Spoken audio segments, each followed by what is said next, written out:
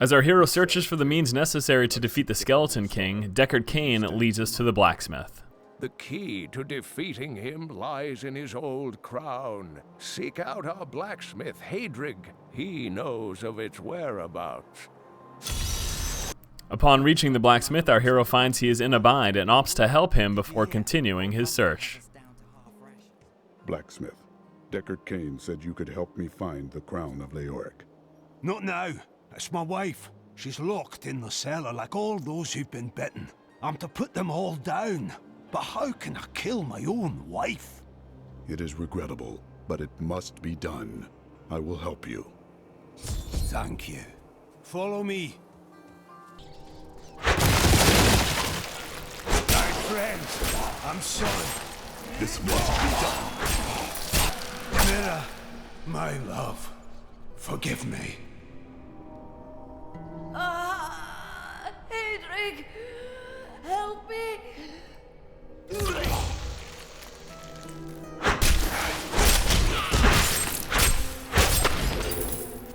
I couldn't have done this without you.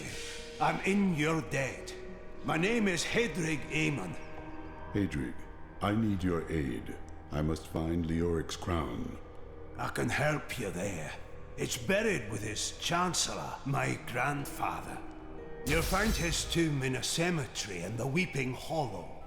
With Hadrig's guidance, we are guided towards the crown that we seek. No, I will not allow you to bring that monster Miror back to this world.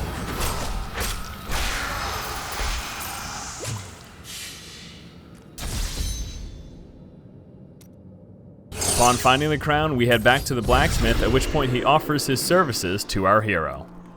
You found the crown. Truth be told, I didn't think you'd make it back alive. It needs repair. Should be no problem.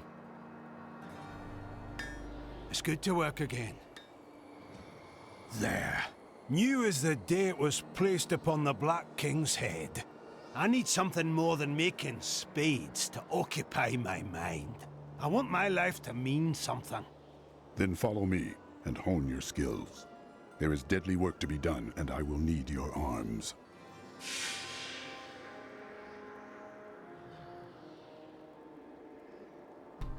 Alright, so now that we know how we acquire the blacksmith, it's time to take an in-depth look at crafting itself with the blacksmith. Now the first thing we're going to want to take a look at is the crafting materials. In order to actually craft gear, you do need materials that are broken down from items that you go ahead and place in your Nephilim cube. So as you can see here, I have a bunch of it stored up. We've got the common scraps as well as the subtle essence, and then we have rarer items such as the fallen tooth and petrified bark. And you can see petrified bark is coming from salvage legendary weapons, and the fallen tooth is coming from salvage rare weapons, while the magic weapon break down into subtle essence, and all the common weapons break down into the common scraps. Alright, so in order to actually break down a piece of gear, you can see I've just got a whole bunch of random stuff here situated in my inventory. You can just click on the Nephilim cube and click on an individual piece of gear, and then it'll break it down into some pieces. And actually, let's get rid of this here just so you can see exactly what is happening. So I'm going to click on the Nephilim cube, click on another piece of gear, and as you can see, my shoes gave me both a common scrap and a subtle essence, as is evident over there on the left hand side. Now, besides clicking on the Nephilim cube and clicking on an individual item, you can also click on the cube while holding down shift, and then you'll just be able to salvage a whole bunch of them at once. And this is probably the easiest way to do it.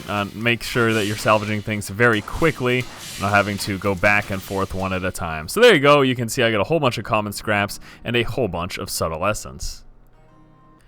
Alright, so now that we have the basic raw materials, we can actually go ahead and start crafting some of the basic gear that we start out with. And now I want you to realize that I have done no artisan work at all on this character. So all of this is fresh from the start. This is what you would see from the very beginning. So first, let's just take a look at the tabs available with the blacksmith. We've got the Forge Armor tab and some basic armor that we can create, the Forge Weapon tab with basic weapons, and then we've got a repair option as well as a train option for leveling up. We'll just start off by making some of this basic gear here. So you can see right now I have the availability to make 52 of either piece here, simply because of all the common scraps and subtle essence that I have available. And as you can see, in terms of stats, starting off with the basic wrist here, I've got 5 to 7% brighter chance of magic find plus 1 random property. And that's really the great thing here. You're going to be able to see these items available will include random properties. So although there are some base stats as well, you'll never really know 100% what you're going to get with this. And why don't I just go ahead and make one of each of these? So we'll go ahead and make some leather cuffs. And it'll also cost some gold there, as you saw. And then we will make some leather gloves. And then why don't we go ahead and make one of each weapon here. And you can see the required materials are listed right down there. So pretty basic stuff, nothing that's really too complicated here with the basic crafting to start with. You're just breaking down items and then using those materials to craft additional items. All right, absolutely beautiful there. So we got a bunch of training, and as a result, we have some pretty cool items here. And actually, some of these may be some upgrades for me. I actually wonder if that's an upgrade. Pretty cool. But anyways, as you can see, there are those random attributes here. Let's take a look at what they were. This one was the 0.6 life per second. The random attribute here was increased experience by +4. This one was 25 critical hit damage. This one's critical hit damage increased as well. And there you go. So yeah, random attributes in addition to kind of the base stats that they're already telling you that you're going to be getting. Alright, so that's the basic crafting, and something that's pretty interesting with that as well is that you can also salvage down items that you have crafted. So you spend these salvage materials while creating items, and then you can break them back down and get more items to create more. Pretty cool stuff there. All right, why don't I go ahead and get rid of that bow as well. All right, so the next thing I do want to show you here is that we have these plans that are found throughout the world. I've picked up a whole bunch of them. In fact, I've got just multiples of the shiv as well as the apprentice rope. So I'm going to go ahead and learn both of these. All right. So there you go. The shiv is right here. That's the one that I just learned for him. And I wonder, yeah, so I've got multiples of the same ones, and they're not going to let me relearn those. So unfortunately, without that being the case, I can just go ahead and actually sell these plans. So yeah, you find these random plans, and then you can learn how to craft those items. I'm not going to bother crafting those yet because I do want to go into a couple more things. The next thing I want to look at with you guys is the training. Training allows you to level up, and this means you're allowed to learn new abilities. And you can see here, if I train up from level 1, there are some rewards available, the Apprentice Leather Hood as well as the Apprentice Leather Doublet. Now in order to train up, you not only need gold, but you also need some common scraps and also 1 tome of training. And that brings us into the what is the tome of training. You will find page of trainings throughout the world, and you combine 5 of them to make a tome of training. So you can see I've got 4 tome of trainings already.